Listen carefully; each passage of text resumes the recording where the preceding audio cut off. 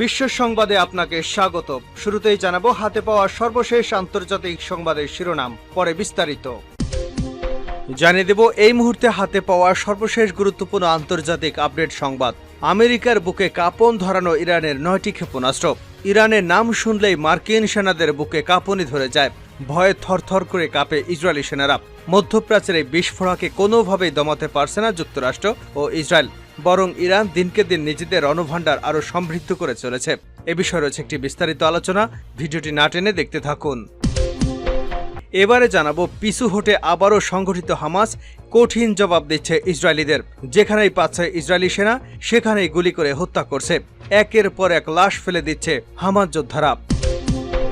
এদিকে গাজায় ইসরায়েলি সেনাদের ভয়াবহ পরিণতির কথা জানালো ইসরায়েলি সেনাপ্রধান। 7 মাস পেরিয়ে গেছে গাজায় ইসরায়েলি বাহিনীর অভিযান। এই অভিযানে প্রাণ হারিয়েছে কয়েকশো ইসরায়েলি সেনা, এছাড়া আহত হয়েছেন কয়েক হাজার। যদিও এসব বিষয় প্রকাশ্যে আনেনি কেউ, এবার সে কথাই ফাঁস করে দিলেন ইসরায়েলি সেনাপ্রধান। এবারে থাকছে মার্কিন পররাষ্ট্রমন্ত্রী অ্যান্টনি ব্লিংকেন বলেছেন, ফিলিস্তিনের গাজা উপত্যকায় রাফা শহরে সর্বাত্মক ইসরায়েলি আক্রমণ হামাসকে কোনোভাবেই নির্মূল করতে পারবে না, বরং এটি অরাজকতাকে উস্কে দেবে। এদিকে গাজার জাবালিয়া ক্যাম্পে রাতভর বিমান হামলা চালিয়েছে ইসরায়েল। এতে উত্তর গাজায় 20 ফিলিস্তিনি প্রাণ হারিয়েছেন। এবং সর্বশেষ জানাবো ভারতীয় সেনাদের তাড়িয়ে দিয়ে বেশ বিপদেই পড়েছেন মালদ্বীপের প্রেসিডেন্ট মোহাম্মদ মুইজ্জু। এতক্ষণ শিরোনাম শুনছিলেন, এবার বিস্তারিত। প্রিয় দর্শক, আপনি যদি এই চ্যানেলে নতুন হয়ে থাকেন, ভিডিওটি দেখতে দেখতে চ্যানেলটি সাবস্ক্রাইব করে আমাদের সঙ্গেই থাকুন। আর এই ভিডিও সম্পর্কে আপনি আপনার মূল্যবান মতামতটি কমেন্ট বক্সে জানিয়ে দিন। আর হ্যাঁ প্রিয় দর্শক, জানিয়ে দিন ভিডিওটি কোথা থেকে দেখছেন। আমেরিকার বুকে কাঁপুনি ধরানো ইরানের 9 ক্ষেপণাস্ত্র। শক্তির সামর্থ্যে যুক্তরাষ্ট্রের ধারের কাছেও নেই ইরান, কিন্তু দেশটির নাম শুনলেই মার্কিন নেতাদের হাঁটু কাঁপতে থাকে, ভয়ে থরথর করে কাঁপে ইসরায়েলি নেতারাও। মধ্যপ্রাচ্যের এই বিস্ফোরণকে কোনোভাবেই দমাতে পারছে না যুক্তরাষ্ট্র ও ইসরায়েল, বরং ইরান দিনকে দিন নিজেদের রণভাণ্ডার আরও সমৃদ্ধ করছে। মৌমাছির চাকে ঢিলমালে যে কামড় খেতে হবে তা কিছুদিন আগে আরও একবার টের পেয়েছে ইসরায়েল। সিরিয়ায় ইরানি মিশনে হামলার জবাবে 300-এরও বেশি ক্ষেপণাস্ত্র দিয়ে ইসরায়েলের আয়রন ডোমের সক্ষমতা বাজিয়ে দেখেছে তেহরান। তবে এটা তো কেবল ট্রেইলার, আসল পিকচার তো এখনও বাকি। ইকোনমিক্স টাইমসের এক প্রতিবেদনে বলা হয়েছে, মধ্যপ্রাচ্যে যুক্তরাষ্ট্র এবং তার পরম মিত্র ইসরায়েলকে টেক্কা দেওয়ার মতো সাহস এবং সক্ষমতা ইরানের রয়েছে। দেশটির হাতে এখন অন্তত 9টি ক্ষেপণাস্ত্র আছে, যেগুলোকে ভয় পায় ইসরায়েল, এমনকি যুক্তরাষ্ট্র। একটি ক্ষেপণাস্ত্রের গতি ঘন্টায় 901 কিলোমিটার থেকে 1998 কিলোমিটার পর্যন্ত। তাই ইরানকে নিয়ে সবসময় সতর্ক থাকতে হয় যুক্তরাষ্ট্র ও ইসরায়েলকে। 9টি ক্ষেপণাস্ত্রের মধ্যে সিজিল অন্যতম। 90-এর দশকের এই ক্ষেপণাস্ত্র নিয়ে গবেষণা শুরু করে ইরান। এর দৈর্ঘ্য 18 মিটার এবং ওজন 23,600 কেজি। সিজিল 2000 কিলোমিটার পর্যন্ত ছুটতে পারে, বহন করতে পারে 700 কেজি বিস্ফোরক। ইরানের নাতাঞ্জ শহর থেকে ছোড়া হলে 7 মিনিটেরও কম সময়ে তেল আবিবে আঘাত হানতে সক্ষম সিজিল। ইরানের তৈরি খাইবার ও মধ্যম পাল্লার শক্তিশালী ক্ষেপণাস্ত্র 1500 কেজি বিস্ফোরক নিয়ে 2000 কিলোমিটার দূরের লক্ষ্যমাত্রায় আঘাত হানতে পারে এই ক্ষেপণাস্ত্র। 1980-এর দশকের খুররাম শহরে যুদ্ধ হয়েছিল ইরাক এবং ইরানের। ইসলামের শুরুর দিকে খাইবার যুদ্ধের নামে এই খুররাম সহজ শ্রেণীর 4র্থ প্রজন্মের ক্ষেপণাস্ত্রের নাম রাখা হয় খাইবার। এমাদ ইরানের অস্ত্রশালায় আরও একটি শক্তিশালী ক্ষেপণাস্ত্র। 1700 কিলোমিটার দূরে লক্ষ্যমাত্রায় গিয়ে আঘাত হানতে পারে এটি, বহন করতে পারে 700 কেজি বিস্ফোরক। উত্তর কোরিয়ার নোডং ক্ষেপণাস্ত্রের অনুকরণে তৈরি করা হয়েছে এই ব্যালিস্টিক ক্ষেপণাস্ত্র। পশ্চিম ও মধ্য এশিয়ার দেশগুলো রয়েছে নিশানায়। উত্তর কোরিয়ার নোডং অন ক্ষেপণাস্ত্র অনুকরণে শাহবাব 3 তৈরি করেছে ইরান। মধ্যম পাল্লার এই ক্ষেপণাস্ত্র 1000 কিলোমিটার দূরে গিয়ে লক্ষ্যমাত্রায় সফলভাবে আঘাত হানতে সক্ষম, বহন করতে পারে 1200 কেজি বিস্ফোরক। হালকা ওজন নিয়ে আরও দূরের লক্ষ্যমাত্রায় আঘাত হানতে পারে এই অস্ত্রটি। পরবর্তীতে চীনা প্রযুক্তির মাধ্যমে এর উন্নতি ঘটানো হয়েছে। ইরানের ইসলামী বিপ্লবী গার্ড কার্স IRGCর ক্ষেপণাস্ত্র পরিচালনা করে। শাবাব 3-তে উন্নত প্রযুক্তি প্রয়োগ করে কাদর 110 তৈরি করেছে ইরান। তরল এবং কঠিন 2 ধরনের জ্বালানিতেই চলে ক্ষেপণাস্ত্র। 1500 কিলোমিটার দূরের লক্ষ্যমাত্রায় গিয়ে সফলভাবে আঘাত হানতে পারে এটি। 650 থেকে 1000 কেজির বিস্ফোরক বহন করতে পারে এই গদ্দর 110। এর দৈর্ঘ্য 15.5 মিটার থেকে 16.58 মিটার এবং ওজন 15 থেকে 17 টন। গেল বছরের ফেব্রুয়ারিতে দূরপাল্লার ক্ষেপণাস্ত্র পাবে প্রকাশ্যে আনে IRGC। 1650 কিলোমিটার দূরে লক্ষ্যমাত্রায় আঘাত হানতে পারে পাবে। এই ক্ষেপণাস্ত্র একাই ইসরায়েলের বড় শহরগুলোকে ধ্বংস করতে সক্ষম। আইআরজিসির দাবি শতভাগ নির্ভুলতার সঙ্গে আঘাত হানতে সক্ষম তাদের অপেক্ষাকৃত নতুন এই ক্ষেপণাস্ত্র। ইরানের ভান্ডারে হাইপারসনিক অর্থাৎ শব্দের চেয়ে দ্রুত ছোটে এমন ক্ষেপণাস্ত্র রয়েছে। এর নাম ফাত্তা-2। এর ইঞ্জিন চলে তরল জ্বালানিতে। 1500 কেজি থেকে 1800 কিলোমিটার দূরে লক্ষ্যমাত্রায় আঘাত হানতে পারে ফাত্তা-2। রাডারে ধরা পড়ার আগেই আঘাত হানতে পারে এটি। মধ্যম পালার ব্যালিস্টিক ক্ষেপণাস্ত্র খাইবার শেখানো কম যায় না। 2022 সালে এই ক্ষেপণাস্ত্রের কথা প্রকাশ করে আইআরজিসি। কঠিন জ্বালানিতে চলে এই ইঞ্জিন। 1400 কিলোমিটার ব্যাসার্ধ জুড়ে আঘাত হানতে পারে এ ক্ষেপণাস্ত্র। ইরানের তৈরি অন্যতম শক্তিশালী আরেকটি মধ্যম পাল্লার ক্ষেপণাস্ত্র হজ-কাসেম রাডারে ধরা পড়ার আগেই 1400 কিলোমিটার দূরের লক্ষ্যমাত্রায় নির্ভুলভাবে আঘাত হানতে পারে এটি। 500 কেজি ভার বহনে সক্ষম এই ক্ষেপণাস্ত্র। 2020 সালে মার্কিন হামলায় নিহত ইরানের কমান্ডার কাসেম সুলাইমানির নামেই এই ক্ষেপণাস্ত্রের নামকরণ করা হয়েছে।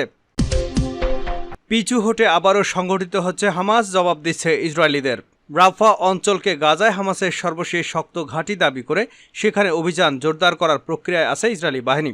এর মধ্যে গতকাল রোববার গাজার অন্যান্য এলাকায় ইসরায়েলি বাহিনীর সঙ্গে হামাসের প্রতিরোধ যোদ্ধাদের লড়াই হয়েছে। এর মধ্য দিয়ে একটি বার্তা স্পষ্ট হয়েছে যে ভবিষ্যতে দীর্ঘ সময়ের জন্য গাজা উপত্যকায় শক্তিশালী একটি গোষ্ঠী হয়ে টিকে থাকতে পারে হামাস। ইসরায়েলি সেনাবাহিনী ও হামাস দুপক্ষই রোববার জানিয়েছে, গেল সপ্তাহের শেষ দিকে গাজার উত্তরাঞ্চলের বিভিন্ন এলাকায় ইসরায়েলি সেনাদের সঙ্গে হামাস যোদ্ধাদের সরাসরি যুদ্ধ হয়েছে। গত সপ্তাহে ইসরায়েলি বাহিনী রাফায় অভিযান শুরু করার পর বিশ্বের দৃষ্টি যখন সেদিকে, সে সময় গাজার উত্তরাঞ্চলে এ লড়াই হচ্ছে। গত মাসে এই যুদ্ধে গাজায় এটাই সবচেয়ে পরিচিত চিত্র হয়ে উঠেছিল। ইসরায়েল বাহিনী অভিযান চালিয়ে কোনো একটি এলাকা হামাস যোদ্ধামুক্ত ঘোষণা করে, তবে তা খুব বেশি সময়ের জন্য স্থায়ী হয় না। হামাস যোদ্ধারা আবার সংগঠিত হয়ে লড়াইয়ে ফিরে আসেন। যুক্তরাষ্ট্রের পররাষ্ট্রমন্ত্রী অ্যান্টনি ব্লিংকেন রোববার বলেছেন, গাজার শাসনভার কিভাবে চলবে তা নিয়ে ইসরায়েল এখনও কোনো ধারণা দিতে না পারায় তিনি হতাশ। তার অর্থ দাঁড়ায়, গাজায় ইসরায়েলের বিজয় স্থায়ী নাও হতে পারে এবং এর মধ্য দিয়ে সেখানে বিশৃঙ্খলা, নৈরাজ্য ও আবারও হামাস শক্তিশালী হয়ে দেখা দিতে পারে।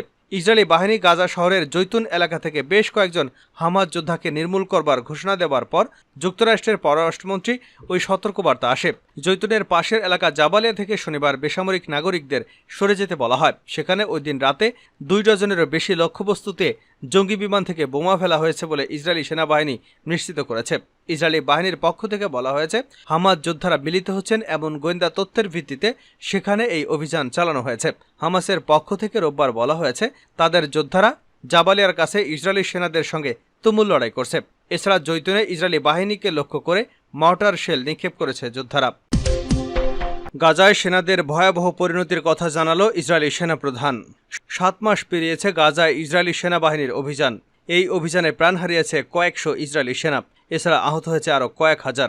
যদিও এসব বিষয় প্রকাশ্যে স্বীকার করেনি ইসরায়েলি বাহিনী, তবে এবার গাজায় সেনাদের ভয়াবহ পরিণতির খবর জানিয়েছেন ইসরায়েলের সেনাপ্রধান। সোমবার আশরাফ আল আওসাতের এক প্রতিবেদনে এ তথ্য জানানো হয়েছে। রোববার ইসরায়েলের সেনাপ্রধান হার্জি হালেভি বলেন, গত 7 অক্টোবর ইসরায়েলি নজিরবিহীন হামলা করে ফিলিস্তিনি স্বাধীনতাকামীদের সংগঠন হামাস। তাদের হামলার ফলে ইসরায়েলে যা ঘটেছে তার জন্য তিনি দায়বদ্ধ। তিনি বলেন, প্রতিদিন আমি এগুলোর ভার আমার কাঁধে অনুভব করি। আমার হৃদয় এ ঘটনার জন্য তাৎপর্য পুরোপুরি বুঝতে পারি। সেনাপ্রধান বলেন, আমি সেই কমান্ডার যে আমাদের ছেলেমেয়েদের যুদ্ধে পাঠিয়েছে, যেখান থেকে তারা এখনও ফিরতে পারেনি। এমন পরিস্থিতির কারণে তারা সেখানে অপহরণের শিকার হয়েছে। গত বছরের 7 অক্টোবর ইসরায়েলে নজিরবিহীন হামলা চালায় হামাস। ফিলিস্তিনি এ গোষ্ঠীর হামলায় ইসরায়েলের প্রায় 1200 মানুষ নিহত হয়। বার্তা সংস্থা এপি ইসরায়েলি কর্মকর্তাদের বরাতে জানিয়েছে, নিহতদের বেশিরভাগই বেসামরিক লোক। নজিরবিহীন হামলার পর দেশটি প্রায় 250 জন ইসরায়েলি এবং বিদেশিকে অপহরণ করে হামাস। তারপর তাদের গাজায় নিয়ে যাওয়া হয়। দেশটির তথ্য মতে হামাসের হাতে এখনও 128 জন জিম্মি রয়েছেন। তাদের মধ্যে 36 জন নিহত হয়েছেন বলে ধারণা করা হচ্ছে। এর মধ্যে সেনা সদস্যরাও রয়েছেন। অন্যদিকে গাজার স্বাস্থ্য মন্ত্রণালয় জানিয়েছে, গত 7 অক্টোবর থেকে গাজা উপত্যকায় ইসরায়েলি হামলায় নিহতের সংখ্যা 35,000 ছাড়িয়ে গেছে। তাদের অধিকাংশই নারী ও শিশু। এছাড়া এ পর্যন্ত 77,000-এরও বেশি মানুষ আহত হয়েছেন। রাফায় হামলা চালিয়ে হামাসকে নির্মূল করা যাবে না, ব্লিংকেন। মার্কিন পররাষ্ট্রমন্ত্রী অ্যান্টনি ব্লিংকেন বলেছেন, ফিলিস্তিনের গাজা উপত্যকায় রাফা শহরে সর্বাত্মক ইসরায়েলি আক্রমণে হামাসকে নির্মূল করা যাবে না, বরং এটি অরাজকতা উস্কে দেবে। রাফায় ইসরায়েলি অভিযানের বিরুদ্ধে যুক্তরাষ্ট্রের প্রচারণা জোরদারের পরিপ্রেক্ষিতে মার্কিন পররাষ্ট্রমন্ত্রী গতকাল রোববার কথা বলেছেন। এ ধরনের হামলা না চালাতে ইসরায়েলের উপর চাপ বাড়িয়েছে ওয়াশিংটন। খবর এএফপির। যুক্তরাষ্ট্রের জাতীয় নিরাপত্তা উপদেষ্টা জ্যাক সুলিভান, ইসরায়েলের জাতীয় নিরাপত্তা উপদেষ্টা জাচি হানিফের সঙ্গে ফোনে কথা বলেছেন। এই ফোন আলাপে রাফায় ইসরায়েলের সম্ভাব্য বড় আক্রমণের বিষয় ওয়াশিংটনের উদ্বেগের কথা হানিফিকে জানিয়ে দিয়েছেন সুলিভান। ফোন আলাপ নিয়ে হোয়াইট হাউসের পক্ষ থেকে বলা হয়েছে, রাফায় সম্ভাব্য একটি বড় ইসরায়েলি স্থল অভিযান নিয়ে মার্কিন প্রেসিডেন্ট জো বাইডেনের দীর্ঘদিনের উদ্বেগের কথা সুলিভান আবারও বলেছেন। রাফায় 10 লাখেরও বেশি মানুষ আশ্রয় নিয়েছেন। হোয়াইট হাউস আরও বলছে, হানিফি নিশ্চিত করে বলেছেন যুক্তরাষ্ট্রের উদ্বেগের বিবেচনায় নিচ্ছে ইসরায়েল। তবে এ বিষয়ে বিস্তারিত কিছু বলা হয়নি। রাফার পূর্বাঞ্চলে ইসরায়েলি বোমা হামলায় ইতিমধ্যেই 3 লাখ ফিলিস্তিনির এলাকাটি ছেড়ে যেতে বাধ্য হয়েছেন। যুক্তরাষ্ট্র সহ অন্যান্য দেশ সতর্ক করে বলেছে, রাফায় পূর্ণমাত্রায় ইসরায়েলি আক্রমণ সেখানে থাকা উদ্বাস্তুদের উপর একটি বিপর্যয়কর প্রভাব ফেলতে পারে। সেখানে অনেকেই নিদারুণ পরিবেশে থাকছেন। ইসরায়েল বলছে তারা রাফায় বেসামরিক মানুষদের হতাহতের সংখ্যা ন্যূনতম রাখার চেষ্টা করছে। মার্কিন সংবাদ মাধ্যম সিবিএসের এক অনুষ্ঠানে ব্লিংকেন বলেন, রাফায় পূর্ণমাত্রায় ইসরায়েলি আক্রমণ সম্ভাব্যভাবে অবিশ্বাস্য চড়া মূল্য নিয়ে আসতে পারে। এমনকি রাফায় একটি বড় আক্রমণ হামাসের হুমকির অবসান ঘটাতে পারবে না। ভারতীয় সেনা তাড়িয়ে যেভাবে বিপদে মজ্জুব। ভারতীয় সেনাদের তাড়িয়ে বেশ বিপদেই পড়েছেন মালদ্বীপের প্রেসিডেন্ট মোহাম্মদ মজ্জুব।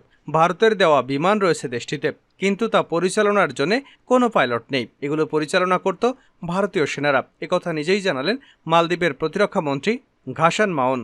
এছাড়া ভারতীয় সেনা প্রত্যাহারের ফলে পর্যটন সংকটেও পড়েছে দেশটি, কারণ মজ্জুর সেনা সরানোর সিদ্ধান্তের জবাব দিতে মালদ্বীপ বয়কটের ডাক দেয় ভারত সরকার।